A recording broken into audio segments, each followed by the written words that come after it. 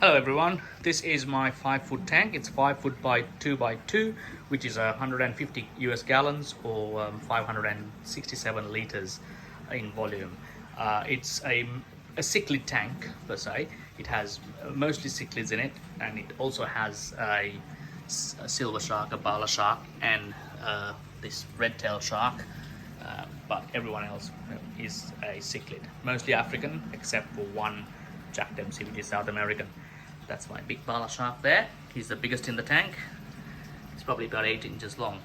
I have 40 kilos of savory rock throughout the tank, as you can see. It's just mainly to decorate the tank. It looks pretty nice with the rocks in it.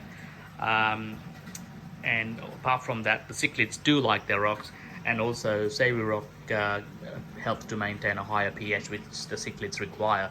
Now, I don't solely rely on the rocks to keep the pH high. I add bicarb soda at every water change, and also I keep to continue to monitor the pH level from time to time. It has a deep sand bed. I think about 3 to 4 inch deep sand bed, and I'm hoping to get some beneficial bacteria going at the very bottom layers. In terms of filtration, it has a Fluval FX6. That's the outlet for the Fluval FX6, and I've positioned the intake behind the Jack Dempsey pretty low. I know it's close to the sand, but I have a very super fine filter pad on top of the filtration of FX6 to stop the sand getting into the motor. Now, that Fluval FX6 is set to circulate 3,500 liters per hour, but I think in reality it's probably about 2,000. Just to be on the safe side, let's say 2,000 liters per hour is the actual circulating power. And I also have a sump filtration system in this tank. That's the outlet for that, the little pipe tube there. That's another 3,500 liters per hour. So again, I'd say actual would probably be about 2,000 liters per hour. So I think it's safe to say the combined circulation with the two pumps would probably be about 4,000 liters per hour, which would clean this tank about 8 times every hour. If we go by the manufacturer's specifications, that's 3,500 liters per hour for the Fluval and 3,500 liters for that sump pump. You're talking 7,000 liters filtered every hour, which is about 14 times every hour this water is circulated in this tank. But in reality, I think it's close to probably 8. That's pretty good. I've had the sand bed for a few months now, and I haven't cleaned it. And the Fluval, because those two outlets are down the bottom, aiming at the gravel, it's taking most, or if not all, of the debris and all sorts of mess that fish makes, or uneaten food, everything straight into that filter, and it's kept it very clean. I'm quite impressed, because I thought this tank's going to be, because it's got large 15 large cichlids or fish. I thought that might make a big mess, but no, the Fluval seems to be doing its job pretty good, because it's a very powerful filter. So the main idea of having the Fluval is to clean the surface of the sand, because I don't like to vacuum the sand. It just gets too hard. You suck in a lot of sand into the siphon, and on top of that, the way I've layered placed the rocks, there's hardly any space to play around with your siphon, to ensure that you don't have any sand in your vacuum. So it works well so far. So now let's talk about filtration. Before I get into that, my filtration system, I'd like to just quickly touch on what we are trying to achieve with filtration. We are not just trying to achieve a cleaner tank in terms of how it looks. We are trying to achieve water quality and a full cycle, a full nitrogen cycle. Now, when fish eat food and then they poo, obviously know that it creates ammonia, and your aerobic bacteria, which is your type of bacteria that will soon start in your tank, they will convert the ammonia into nitrite, and then from nitrite into nitrates. Now, your aerobic bacteria will on all the surfaces. Now it'll be on the surface of the sand. Wherever there's oxygen, you'll have your aerobic bacteria. So as long as you have a lot of surface and good biological media in your filters, you wouldn't have, once it's fully cycled, you wouldn't have a problem. Your ammonia and nitrites would be pretty low.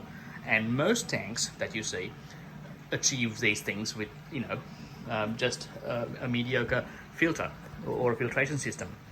But what I'm trying to achieve here is the full cycle, where my aerobic bacteria would convert the ammonia into nitrite, nitrite into nitrates, and then have that second type of bacteria, anaerobics. That means they don't like oxygen, they live in oxygen-free zones, for them to convert the nitrates into harmless nitrogen gas. Now, it's that the last stage of that cycle is very hard to achieve. It's very hard. I've tried a lot of things with my previous tanks. I've had the Fluval FX6 going in a smaller tank, trying to achieve it with seachem pond matrix in it, which is again known to house anaerobic bacteria. Even at the moment, my FX6 has those seachem pond matrix, but it's high flow. Fluval has a high flow, so I don't think there's a lot of anaerobic bacteria in there to keep up with the requirements of this fish tank. So I have my sump filtration system for that. So the way I've done it is I've put my mechanical filtration at the very first compartment here. I have a coarse pad at the top, which is looking pretty dirty at the moment, probably needs a clean up, and I have a medium pad down the bottom. Now at first I put a fine pad down the very bottom, so the water filters in these three stages. You have your coarse pad, your medium pad, and then goes to the fine pad. But that slowed down the flow of the water coming through this gap here, and as a result there was a spillover from up the top straight into the biological compartment. Now I don't want that. So what I did was I removed the fine pad from the top and placed the fine pad at the very top here. Now I'd explain why these noodles are doing here, but for the moment let's just worry about this fine pad here. Why it's there, it's because then the third stage of mechanical filtration happens at the top of this compartment here, where the water comes in from the first compartment. And then I have 40 kilos, I kid you not, 40 kilos of Biohome Ultimate. That's Biohome Ultimate, that's Biohome Ultimate Maxi. So I have about 10 kilos of Biohome Ultimate and 30 kilos of Ultimate Maxi. I went with the Ultimate Maxi because it was a bigger sort of thing, and I don't know, I just thought that might be better for a bigger sump like this. So 40 kilos, what I'm trying to achieve here is a good colony of anaerobic bacteria, which will convert your nitrates into nitrogen. Now I never had any problems with ammonia or nitrite. I mean, I ran it with 10 kilos of Biohome Ultimate for the first 3 months and some noodles, and my ammonia and nitrite were always at the lowest possible.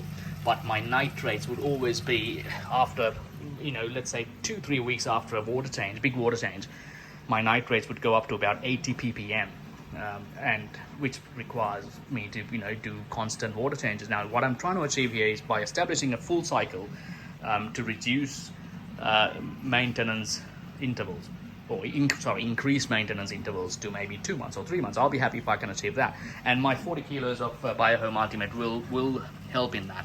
I am told that it is the best in the market, and it houses a lot of anaerobics, and it's a large quantity. They recommend for a heavily stocked tank 2 kilos per every 100 liters of water, and I have about 6.5 or so, which is about over 3 times the recommended. So I shouldn't have any problems if I can maintain that nitrates at a lower level for maybe 2 months or 3 months. I'll be very happy, because I have a clean surface down the bottom, thanks to the Fluval, and if my biological stuff does their work down the bottom here, I'll be pretty happy. Now my last compartment, it's pretty empty. It's pretty big. I've got the pump, 3,500 litre pump, and I've got one heater at the moment. It's summer here in Australia, so most of the time the heater is off. But when the cooler months, during the cooler months, I'll probably introduce the second heater there as well to maintain optimum temperature. I'm also thinking of putting some phosphate absorbers. I think it's called Phossorb. That is again in an attempt to ensure that I can go without water changes for maybe 2-3 months, as long as I keep adding the phos binders. Yes, I will have the full cycle going, hopefully, but I don't know any biological media that can absorb phosphorus or convert that into anything else. I don't think that's part of the cycle.